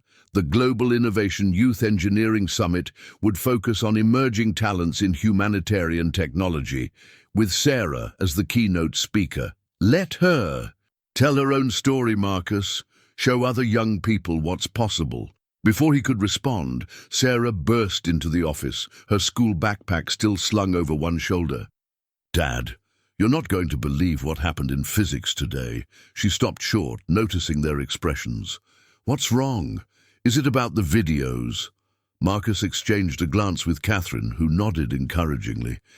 "Actually, honey, we were just discussing your future. How would you feel about sharing your experiences with other young engineers?" Sarah's eyes lit up as she read the invitation. "The summit? Wait, keynote speaker? Me?" She looked between them, excitement warring with sudden nervousness. "But what would I say?" "The truth," Catherine suggested, "about how a 15-year-old helped develop a protocol that's going to save lives around the world. About working with your father to turn theory into practice." Marcus watched his daughter process this, seeing in her face the same determination he'd first noticed when she was small, taking apart her toys to understand how they worked. "You don't have to decide right now," he assured her. "Yes, I do," Sarah said firmly. "People need to know that age doesn't matter when it comes to making a difference. Mom always said that." She turned to Catherine. "Will there be other kids there? Other families working together like Dad and me?" "That's exactly the point," Catherine smiled, "to show that innovation can be a family affair. Speaking of which," she pulled up another screen, this one showing messages from around the world. Parents and children inspired by their story, asking how they too could get involved in humanitarian engineering. Marcus read some of the messages, feeling the weight of unexpected influence. One in particular caught his eye, a note from a maintenance worker in Brazil whose daughter dreamed of being an engineer. "We're not just building infrastructure anymore, are we?" he mused. "No," Catherine agreed. "We're building hope. Speaking of which, there's something else you should see." She pulled up a final video, this one from Wilson Manufacturing. Marcus's former co-workers had created a tribute, sharing stories of how his mentorship had influenced their lives. Even Howard Mills, the manager who'd fired him, appeared briefly, admitting they'd lost their best problem solver. "Your old life prepared you for this one," Catherine observed. "Every machine you fixed, every person you taught, it was all leading here." Sarah, who had been unusually quiet, suddenly spoke up. "Dad, remember what Mum used to say about ripples? In a pond, how one small action could spread out and affect everything." Marcus nodded, thinking of a rainy night and a split-second decision to help a stranger. "She'd be amazed to see how far our ripples have spread." "Actually," Catherine said, "I think she'd say it was exactly what she expected." She handed Sarah another tablet, this one showing the summit schedule. "Now, let's talk about how we're going to turn these ripples into waves." As they began planning, Marcus's phone buzzed with yet another notification. Another video going viral, another story being shared, but this time he didn't feel overwhelmed. Instead, he felt grateful for second chances, for daughter's brilliance, for the twist of fate that had brought them here. "You know what this means," Sarah said, looking up from the summit plans with a grin that reminded him so much of Margaret. "We're going to need a better drone network." The leaked document appeared on Marcus's screen during the final preparations for the Youth Engineering Summit. At first, he thought it was a mistake, procurement records showing his signature on materials that had never been delivered, authorizations for payments to shell companies, dates that coincided perfectly with their successful projects in Indonesia and the Philippines. "It's already reaching the major news outlets," David, Catherine's assistant, said quietly. "They're calling it the Global Innovation Scandal." Marcus stared at his apparent signature, perfect down to the slight angle he always used. "This is impossible. I never signed these." But the documentation was flawless, a digital paper trail suggesting he'd been siphoning funds from humanitarian projects since his first day. Someone had gone to extraordinary lengths to craft this deception, using his increased public profile to maximize the damage. His phone buzzed. "Sarah, Dad, my friends are sending me weird messages about news articles. What's going on?" Before he could respond, Catherine burst into his office, her usual composure notably strained. "Emergency board meeting in 10 minutes. Marcus," she hesitated, something he'd never seen her do before. "They're calling for your immediate suspension." The board meeting was a study in controlled chaos. Faces on the video wall ranged from concerned to openly hostile. The chairman's voice cut through the tension. "Mr. Peterson, these documents suggest a systematic misappropriation of funds under your supervision." "It's fabricated," Marcus stated firmly. "Every project I've overseen is fully documented. Real documentation, not these forgeries." "The signatures match perfectly," one board member countered. "And the timing, right after your public recognition, when our stock price was at its highest." "Think about what you're suggesting," Catherine interrupted.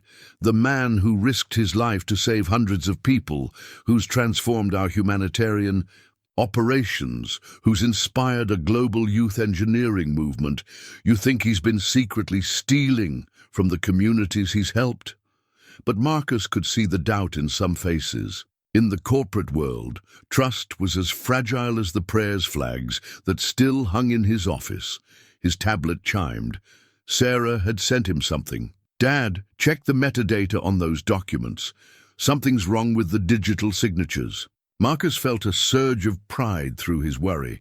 His daughter wasn't just bright. She had the same instinct for finding hidden problems that had served him so well with machines. "The signatures are perfect," he said slowly, an old lesson from his maintenance days surfacing. Too perfect. When I sign documents in the field, my signature varies slightly because of conditions, vehicle vibration, weather, terrain. These are identical, down to the pixel. He pulled up his own records, displaying them alongside the leaked documents. Look at the real signatures from our Indonesia project. See the slight variation? That's because I signed those while sitting in a helicopter during turbulence. Catherine leaned forward, understanding dawning. Someone copied a single signature and replicated it perfectly across multiple documents, but they didn't know about the environmental factors. There's more. Sarah's voice came through suddenly. She'd been remotely accessing the system with her security clearance. The metadata shows all these documents were created within hours of each other, not over months like they're dated. The board members murmured, the tide of suspicion beginning to turn. But Marcus wasn't finished. Years of troubleshooting had taught him to follow problems to their source. The real question isn't how these were faked, he said, but why now? What's happening that someone wants to discredit us? Catherine was already pulling up project schedules. The UN summit next week. We're supposed to present our new Global Infrastructure Initiative, a program that would make humanitarian technology accessible to developing nations without creating dependency on any single corporation, making certain other companies very unhappy, Marcus concluded. He thought of Nexus development, of their failed attempts to undermine the Malaysian project. Check the document properties. I guarantee these files were created on a computer belonging to one of our competitors. The next hour was a blur of digital forensics, with Sarah leading much of the investigation.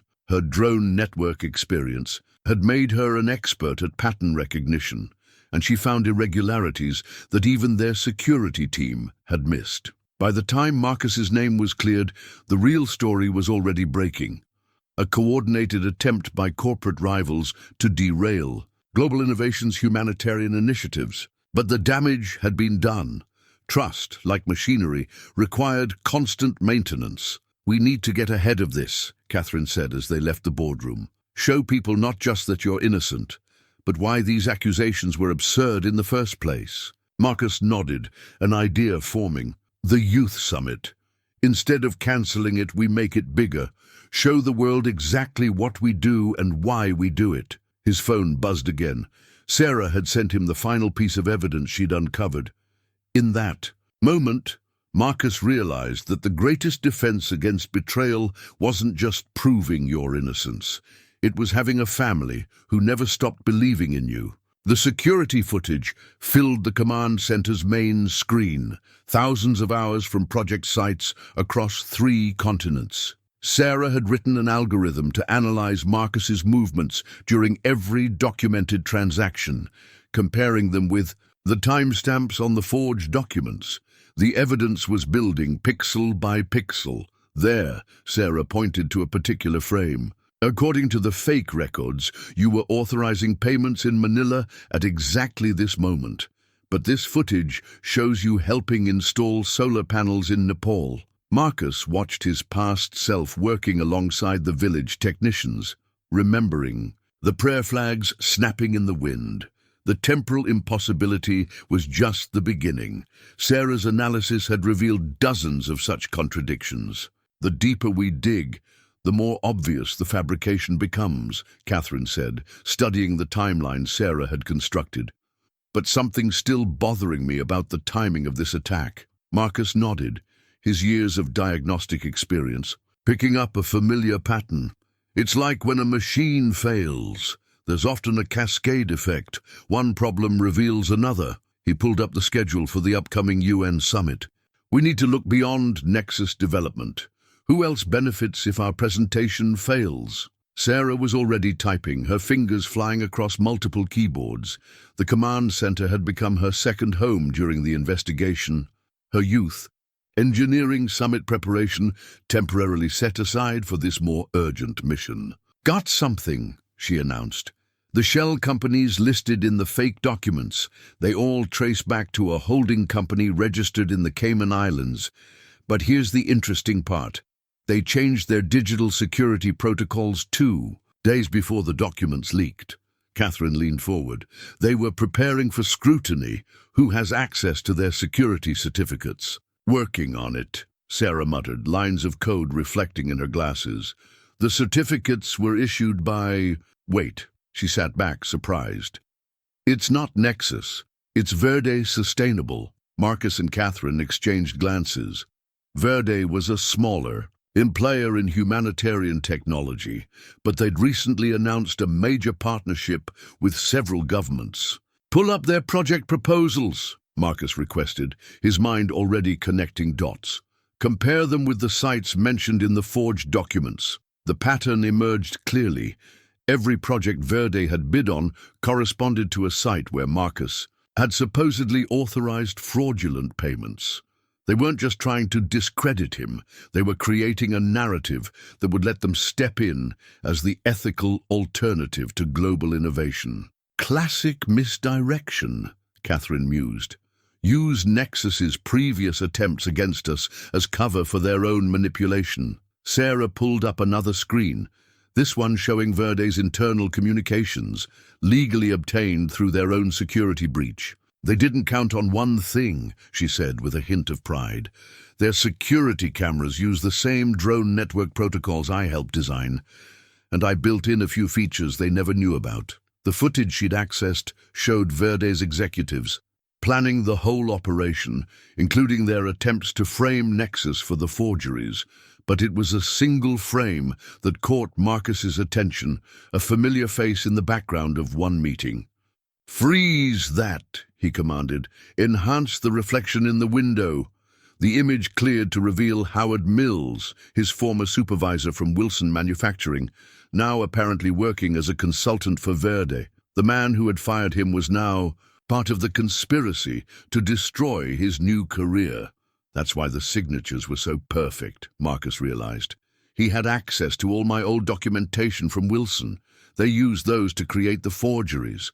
Catherine was already on her phone, mobilizing Global Innovation's legal team, but Marcus held up his hand, an idea forming. "Wait," he said. "We do this differently. Sarah, remember what you told me about the youth summit? About showing people. That age doesn't matter when it comes to making a difference." His daughter nodded, beginning to smile as she caught his drift. "We let them make their move at the UN summit," Marcus continued, "but instead of just defending ourselves, we demonstrate exactly why global innovation is different. We show them what real humanitarian technology looks like, through the eyes of the next generation." Catherine's expression shifted from concern to understanding. The Youth Summit presenters, each one with a story about how technology and compassion can change lives. "And we broadcast it all," Sarah added excitedly. "Live, unfiltered, using my drone network to show every project site in real time. No corporate speeches, no defenses, just the truth about what we do and why we do it." Marcus looked at the security footage still frozen on screen. Howard Mills, plotting in the background, unaware that his own actions would ultimately reinforce everything global innovation stood for. "You know what your mother used to say about karma?" he asked Sarah. "Sometimes it needs a little help from science." Their laughter was interrupted by an alert. Verde had just announced an emergency press conference for the following day. They were making their move earlier than expected. "Perfect," Catherine said, surprising them both. "That gives us exactly 24 hours to show the world what real innovation looks like." She turned to Sarah. "Ready to move up your summit debut?" Sarah glanced at her father, seeing in his proud smile all the confirmation she needed. "They tried to use technology to tear us down," she said, turning back to her keyboards. "Let's use it to build something even better." Marcus watched his daughter work, remembering the young girl who used to take apart machines to understand them. Now she was taking apart a conspiracy with the same methodical precision, proving that the next generation wasn't just inheriting their world, they were already making it better. The press release was ready, but this time it wasn't coming from Global Innovation's corporate communications team. Sarah sat at her workstation, surrounded by dozens of young engineers from around the world who had arrived early for the summit. Each one had a story about how Marcus's work had inspired them, and now they were about to tell those stories to the world. Verde's press conference starts in 5 minutes, Catherine announced, watching the media feeds. They're broadcasting from their headquarters. Marcus nodded, remembering another corporate boardroom, another moment when his career had seemed to hang in the balance. But this time was different. This time he had more than just his own integrity to defend. "Sarah," he called softly, "are you ready?" His daughter looked up from her final checks of the drone network. In the past 24 hours, she'd coordinated with young engineers at every global innovation project site, preparing for this moment. "All stations reporting in," she confirmed. "We're go for Operation Truth." The main screen filled with Verde's press conference. Their CEO, Michael Harrison, stood at a podium, his practiced concern almost convincing. "Recent evidence has come to light suggesting systematic fraud in global innovations humanitarian projects." Before he could continue, every screen in their broadcast room flickered. Sarah's network had taken control of their feed, and suddenly the world was seeing something very different. Split screens showed dozens of global innovation project sites, schools in Nepal, solar arrays in the Philippines, water treatment plants in Indonesia. At each location, young engineers stood ready to tell their stories. But it was the central feed that caught everyone's attention. Sarah, standing in the command center, her poise remarkable for her 15 years. "My name is Sarah Peterson," she began, her voice clear and strong. "My father is Marcus Peterson, the man you're trying to discredit. But before you listen to corporate accusations, I'd like you to meet some people." The screen shifted to show a young girl in Nepal, standing in front of a school powered by Global Innovation's solar technology. "2 years ago, I couldn't study. After sunset," she said in clear English. "Now I'm learning computer programming, and Mr. Peterson taught my father how to maintain our power systems." Another screen, a teenage boy in the Philippines, working with one of Sarah's drones. "When the storm came, their technology saved our village. Now I'm helping design early warning systems for other communities." Screen after screen, young voices testified to the real impact of global innovation's work. Sarah's drone network provided live unedited footage of every project site mentioned in Verde's forged documents, showing the truth of what had been built and maintained. But Sarah wasn't finished. "And now," she said, "I'd like to show you something about truth and technology." With a few keystrokes, she displayed the security footage from Verde's offices, showing the conspiracy unfolding in their own boardroom. The footage was damning, but it was Howard Mills's face that caught the media's attention. The man who had fired Marcus for helping Catherine was now exposed as part of the plot to destroy him. "Mr. Mills," Sarah addressed the camera directly, "you fired my father for choosing compassion over quotas. Today, we're choosing truth over deception. And we're doing it the way Dad taught me, by fixing things, not breaking them." Catherine stepped forward then, her authority adding weight to the moment. "Global innovation exists to solve problems, not create them. So instead of holding a press conference to defend ourselves, we're launching something else today." The screens shifted again, showing young engineers from around the world. "Welcome to the Global Youth Engineering Initiative," Sarah announced, "a program that will provide training, resources, and opportunities to young innovators everywhere. Because the future of humanitarian technology shouldn't be about corporate competition. It should be about human cooperation." The media feeds exploded with reactions. Verde's press conference had dissolved into chaos, their carefully planned attack overwhelmed by the genuine voices of those they'd claimed to want to help. Marcus watched it all from the back of the command center, his heart full of pride. The prayer flag from Nepal hung above Sarah's workstation, its colors bright under the screens, showing truth triumphant over deception. His phone buzzed. A message from one of the board members. "We never doubted you, Marcus, but we never expected. And this, your daughter hasn't just cleared your name, she's shown us the future." Catherine joined him, watching Sarah coordinate with her global network of young engineers. "You know what this means?"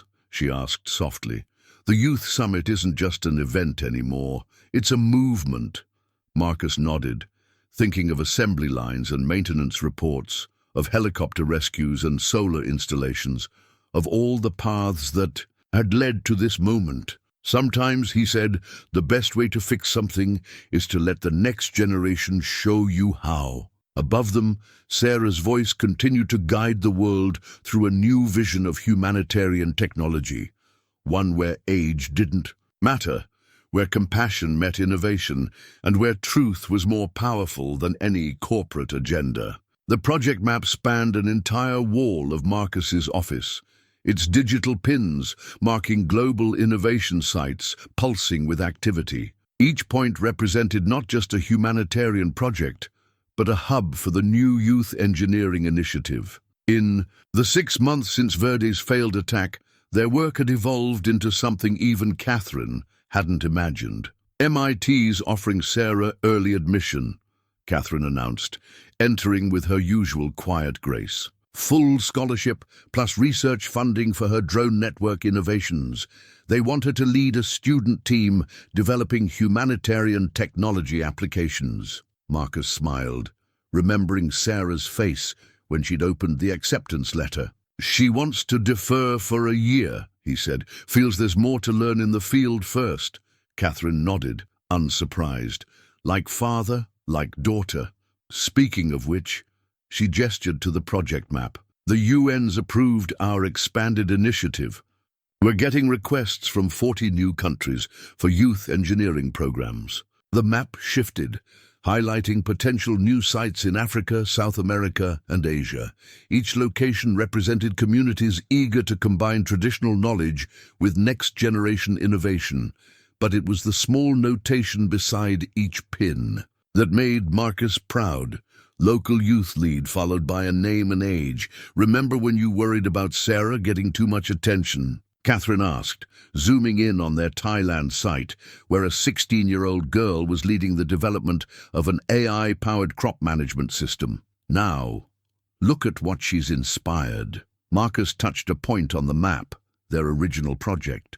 In Nepal, the prayer flag still hung in his office, but now it was joined by dozens of similar tokens from around the world, each representing a community transformed by the combination of technology and compassion. "It's not just about building things anymore," he mused. "We're building people, leaders." His tablet chimed with an incoming video call from Sarah. She was in the Philippines, working with local youth to expand the drone early warning system she'd helped create during the dam crisis. "Dad!" Her excited face filled the screen. "You have to see this. Remember Ramon's daughter Maria? She's modified the drone software to track fishing boat patterns. They're using it to protect coral reefs and optimize sustainable fishing zones." The camera panned to show a young girl confidently directing a swarm of drones from a simple control station. Marcus recognized the same focus he'd seen in Sarah when she first started taking apart machines. "That's not all," Sarah continued, her enthusiasm infectious. "We're linking similar projects in coastal communities across Southeast Asia. The kids are calling it the Ocean Guardian Network. They're sharing data, solutions, local knowledge." Catherine leaned into frame. "Sounds like you're creating something bigger than we imagined."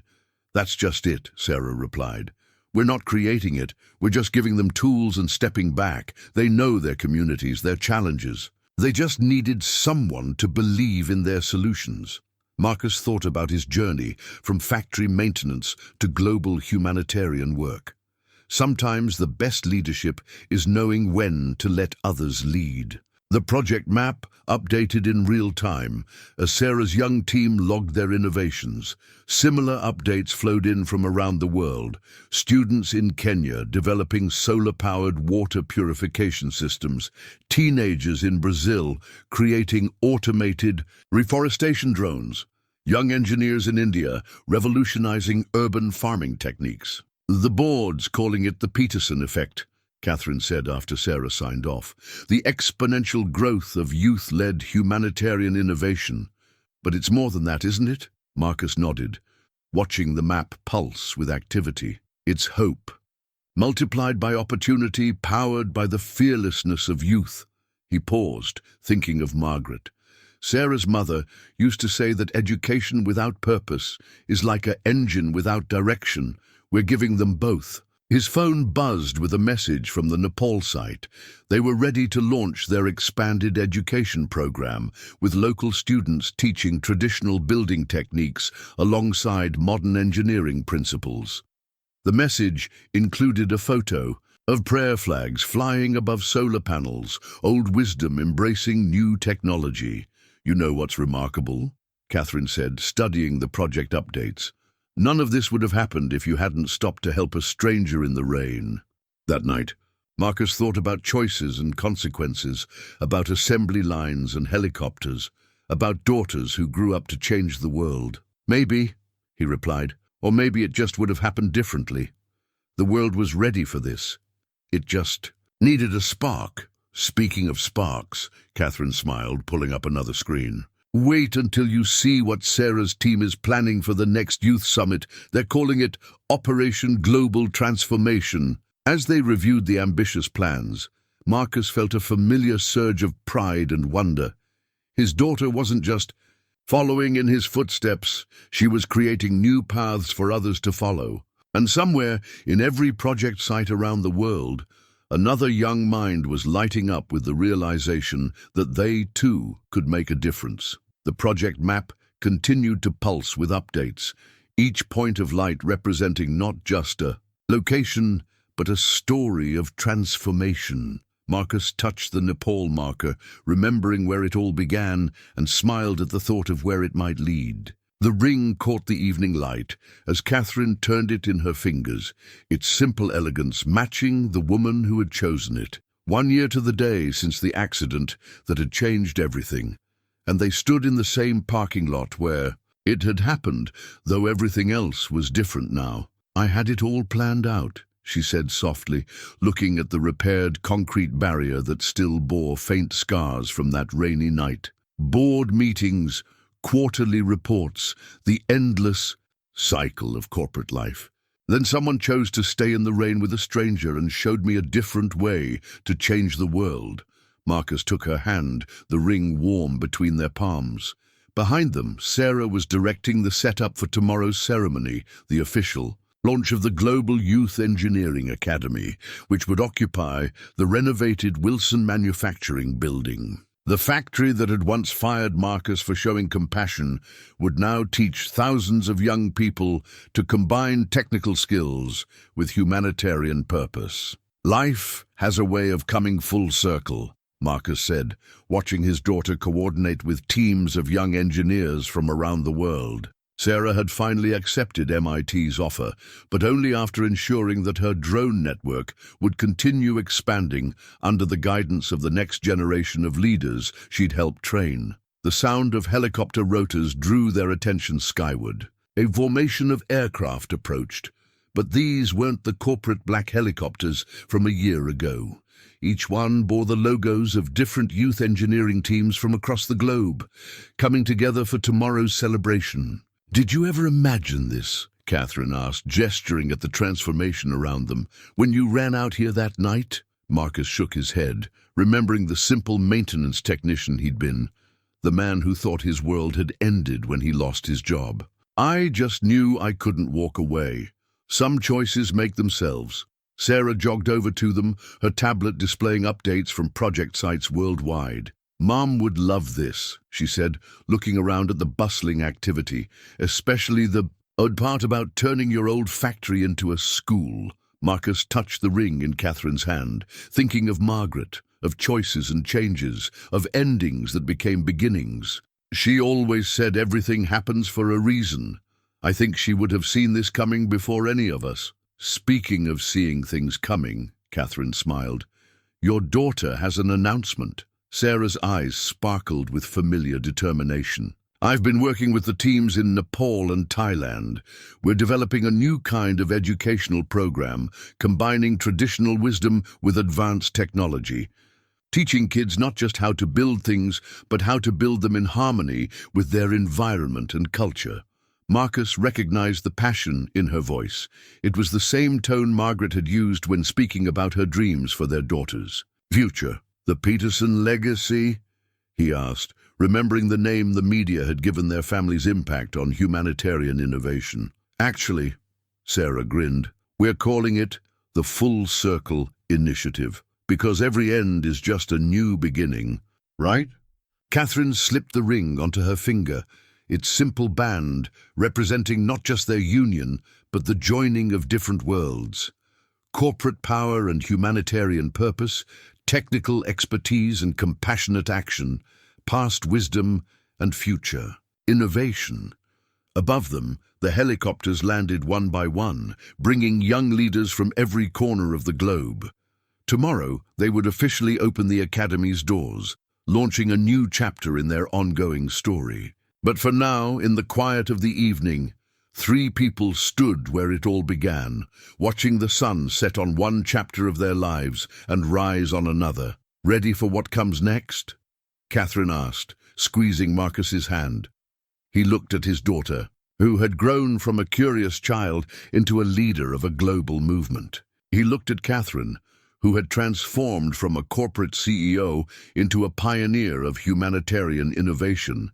And he looked within himself, seeing not the maintenance technician he had been, but the man he had become. You know what? He smiled, feeling Margaret's presence in the gentle evening breeze. I think we all are.